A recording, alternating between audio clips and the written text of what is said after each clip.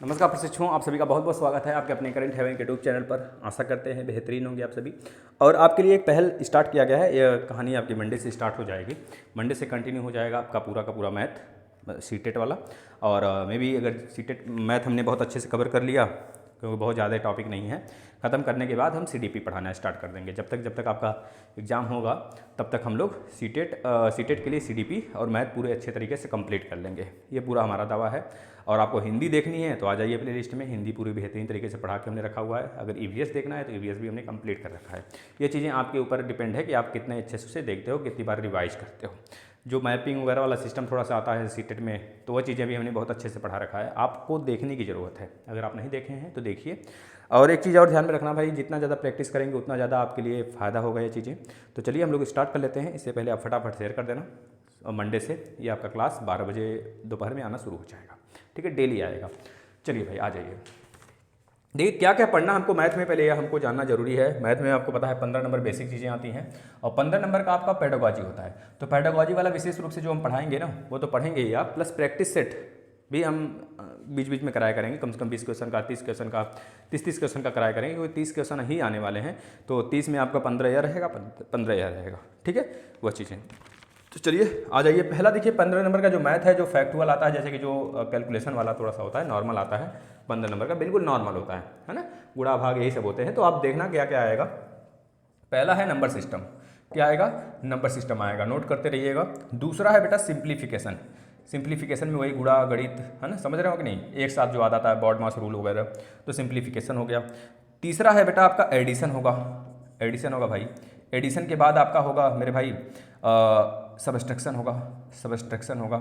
इसके बाद मेरे भाई डिवाइड होगा, डिवीज़न होगा, डिवीज़न होगा। इसके बाद प्रोडक्ट होगा, यानी कि मल्टीप्लिकेशन होगा, मल्टीप्लिकेशन होगा।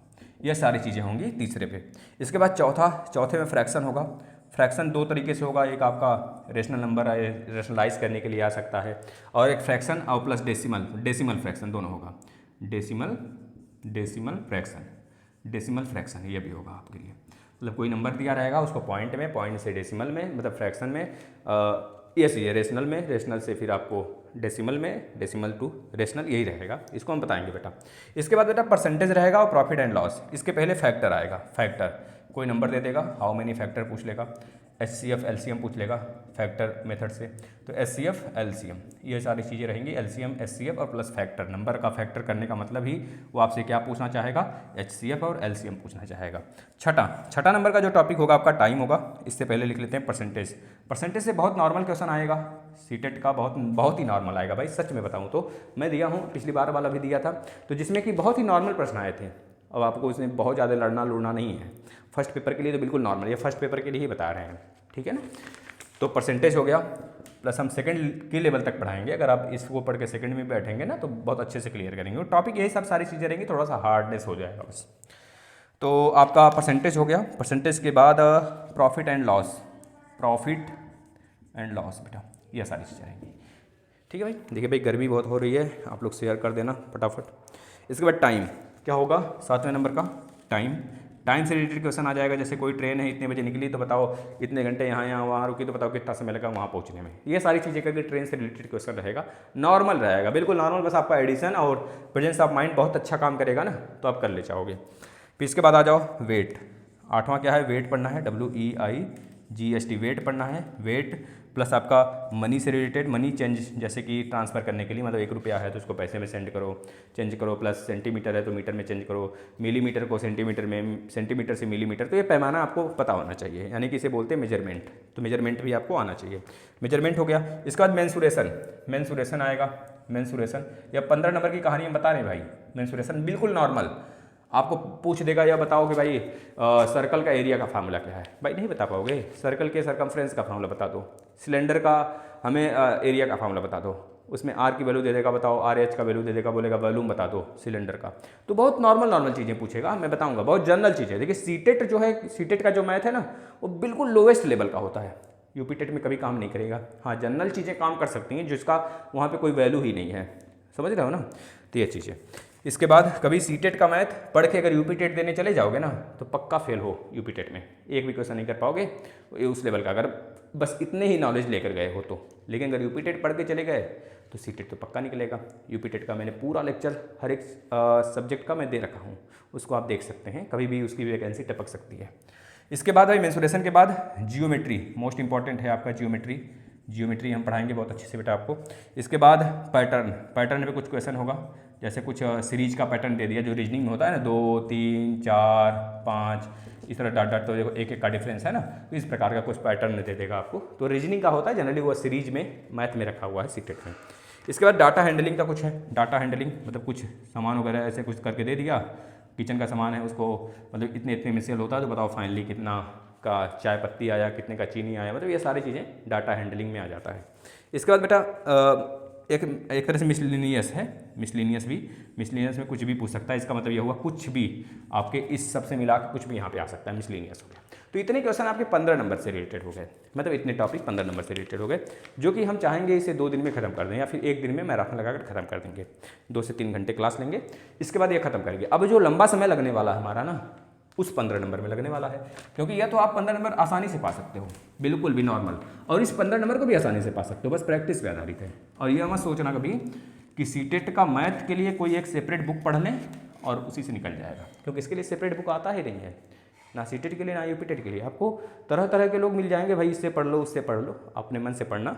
ज़्यादा पढ़ने की इच्छा हो तो मैं जो पढ़ाना स्टार्ट किया हूँ अभी आपका CBSE वाले सारे बुक्स है ना, तो उसको पढ़ लेना, प्लस जितने भी प्राइमरी के बुक भी मैं कराऊंगा, दोनों सब कुछ कराऊंगा, बस आप करते चलना। देखो भाई उस 15 नंबर की कहानी सुनिए, क्या क्या आएगा पेडोलॉजी में। जैसे व्यावहारिक, पहला है व्यावहारिक गणित आ जाएगा, व्यवहारिक गणित, व्यवहार से रिलेटेड गणित होगा, मैथ होगा, पढ़ाएंगे। अवधारणा और निर्माण, ये आपका टॉपिक है भाई, इस बार में रहेगा, सिलेबस में पूरा है। प्रस्तावना व प्रक्रिया क्या होता है, प्रस्तावना और प्रक्रिया क्या होता है, इसके विषय में हम लोग जानकारी लेंगे विशेष रूप से और गहनता से अध्ययन करेंगे, ठीक है ना। चलिए इसके बाद देखिएगा अधिगम की शैलियाँ, अधिगम की शैली मतलब पढ़ने लर्निंग से रिलेटेड बच्चों का शैली क्या होता है, जो बच्चे परिवार से सीखते हैं, किस प्रकार से फैमिली से सीखते हैं, ये सारी चीज़ें आपको लगेगा CDP है।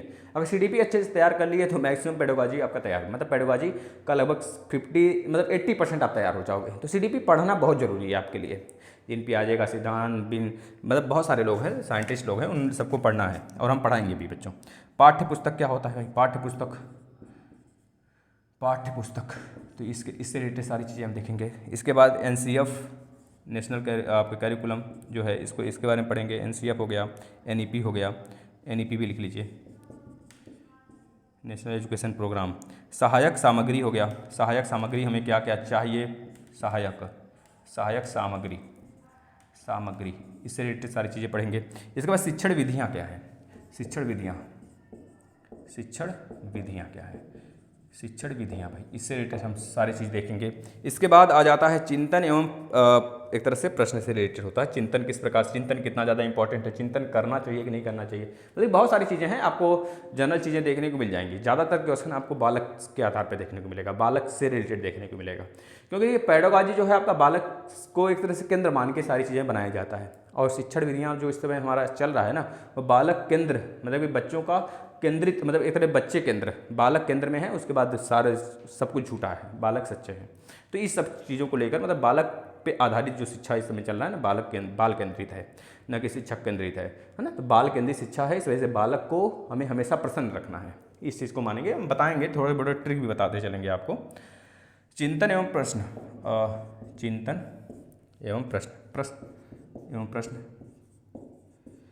इसके बाद है मूल्य विकास, लिख लेना भाई, सारा लिख लेना, जिससे कि सामने रहेगा आपके, तो पढ़ते चलेंगे एक एक चीज़। ज्यामिति अधिगम वैन हिले, ज्यामिति अधिगम है, एक है वैन हिले का सिद्धांत है, शायद 4 या 5 चरण हैं।